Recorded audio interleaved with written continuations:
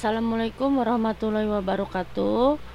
Ketemu lagi dengan Ibu ya dalam pembelajaran 5 tema 1 subtema 2. Nah, kali ini kita akan belajar tentang kebudayaan Indonesia ya. Sebelumnya kamu telah belajar teknik menari bungong jempa. Tari bungong jempa dapat ditampilkan dalam formasi duduk atau berdiri. Ayo menari dalam formasi duduk. Nah, ini bentuk tarian bungo jempo dalam formasi duduk ya. Mungkin kamu masih ingat dalam pembelajaran 5 subtema 1 teknik-teknik formasi dalam tarian bungo jempa. Salah satu cara menghargai keberagaman budaya adalah dengan mempelajari dan melestarikannya, seperti yang telah kamu lakukan ketika mempelajari tari bungo jempo. Tahukah kamu bahwa Tuhan menciptakan budaya yang berbeda agar kita saling mengenal dan saling menghargai? Tugas kita adalah menciptakan keselarasan di tengah-tengah perbedaan ya. Jadi perbedaan itu indah ya. Perbedaan itu anugerah. Kita harus mensyukurinya dengan menunjukkan sikap saling menghargai ya. Masih ingat tangram yang telah kamu pelajari sebelumnya? Pada tangram tersebut juga terdapat bentuk yang berbeda-beda. Nah, masih ingat nggak kamu bentuk tangram ya di pembelajaran subtema 1 ya? Coba kamu perhatikan kembali berbagai tangram berikut dengan bentuk yang berbeda-beda. Kita bisa membentuk bangun atau gambar baru yang menarik dan kreatif ya.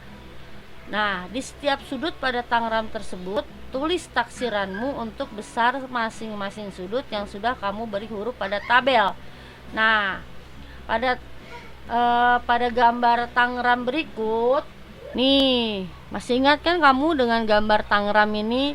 Nih bentuknya berbeda-beda ya. Nih segitiga sama sisi, ada segitiga ada jajaran genjang, ada persegi 4, ada segitiga, ada jajaran genjang. Nah ya, ada segitiga sama sisi, jajaran genjang, persegi 4. Nah ini bentuknya berbeda-beda. Nah tugasnya di sini ada banyak sudut ya, banyak sudutnya. Nah, setiap dari gambar ini kamu ukur sudutnya. Misalnya sudut A ini ya. Nah, di sini sudut A itu perkiraannya 75 derajat waktu. Nah, setelah diukur menggunakan busur ternyata 80 derajat ya. Nah, misalnya untuk gambar B lagi, kamu ambil gambar ini. Nah, kamu ukur nih, kira-kira kamu berapa nih? Misalnya, semisal kamu kira-kira ini 60 derajat. 60 derajat. Nah, kamu ukur lagi, ukuran sebenarnya menggunakan busur berapa. Nanti bangunan ini, bangunan ini, bangunan ini, bangunan ini, dan seterusnya. Ya. Sekarang buktikan taksiranmu dengan menggunakan busur derajat dan tulislah pada hasil tabel di atas. Tulislah kesimpulannya. Nah, kesimpulannya dari pengukuran tadi apa kesimpulannya? Apakah semua sudutnya sama ukurannya ataukah semua bangunnya ukuran sudutnya berbeda-beda ya? Di situ kamu tulis kesimpulannya. Perbedaan itu indah, perbedaan itu anugerah. Kita harus mensyukurinya dengan menunjukkan sikap saling menghargai ya. Apakah kamu pernah mengikuti atau melihat perayaan hari besar agama di sekitar tempat tinggalmu?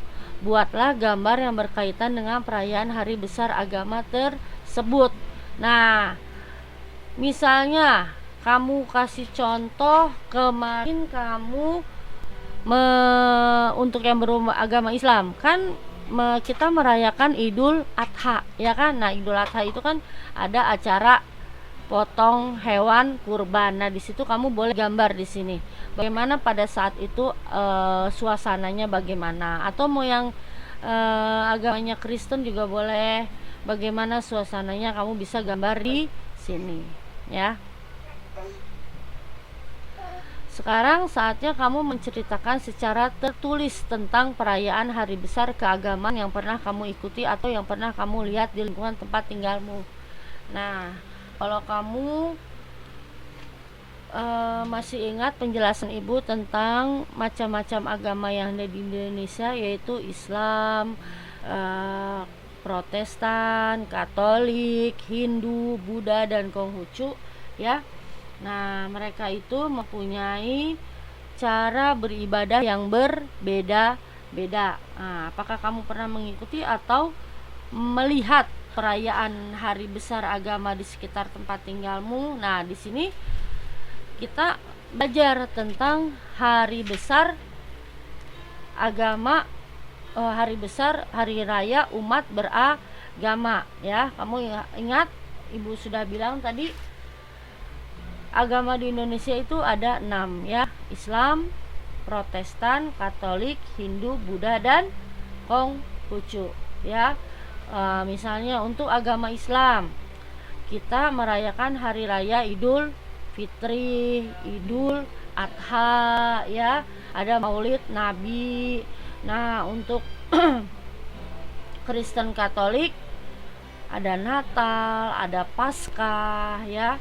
Nah, untuk Kristen Protestan karena sama agamanya juga ada Natal, ada Paskah ya. Untuk agama Hindu Nyepi. Nah, agama Buddha hari rayanya Waisak, dan Konghucu itu agamanya hari rayanya yaitu Imlek. Imlek itu atau bisa disebut juga tahun baru Cina ya. Nah, walaupun di Indonesia mempunyai berbagai macam agama yang berbeda-beda hari rayanya, hari besarnya, yang berbeda-beda cara melaksanakan ibadahnya, yang berbeda-beda tempat melaksanakan ibadahnya, tapi kita harus tetap menghargai, kita harus tetap bisa bertoleransi satu sama lain ya, karena keragaman suku, bangsa, dan agama di Indonesia adalah sumber kekayaan yang tidak ternilai ya. Keberagaman di Indonesia itu menyebar dari Sabang sampai Merauke ya. Jadi keberagaman itu tidak boleh dijadikan pemecah belah antara umat beragama. Jadi keberagaman itu, perbedaan itu harus dijadikan pemersatu bangsa ya. Nah, kalau kamu sudah mengerti apa yang ibu jelaskan tadi, di sini kamu bisa tuliskan, kamu bisa ceritakan tentang hari raya besar agamanya masing-masing. Misalnya saat kamu merayakan Idul Adha bagaimana, saat kamu merayakan Natal bagaimana, atau yang lainnya ya. Kamu ceritakan di sini waktu Natal, waktu kemarin merayakan Idul Adha kamu bagaimana, merayakan Idul Fitri bagaimana, apalagi kita sedang dilanda Covid ya, pasti berbeda dengan tahun-tahun sebelumnya ya. Nah, itu saja penjelasan dari ibu tentang pembelajaran 5 ya. Harus kalian ingat lagi, keberagaman suku, bangsa, dan agama di Indonesia adalah sumber kekayaan yang tidak ternilai harganya. Keberagaman tersebut menyebar dari Sabang sampai Merauke. Nah, seperti apa keragaman umat beragama di lingkungan provinsimu? Bagaimana antar umat beragama saling menjalin persatuan? Nah, di sini kamu tulis pada kertas HPS, karena keragaman umat beragama di lingkungan provinsi itu berbeda-beda ya. Kamu tulis bagaimana keragaman umat beragama yang ada di lingkunganmu ya, yang ada di lingkungan tempat tinggalmu. Kamu tulis di kertas HPS ya. Sekian pembelajaran 5 kali ini, semoga bisa bermanfaat untuk kalian dan bisa membantu kalian dalam mengerjakan tugas-tugas kalian. Wassalamualaikum warahmatullahi wabarakatuh.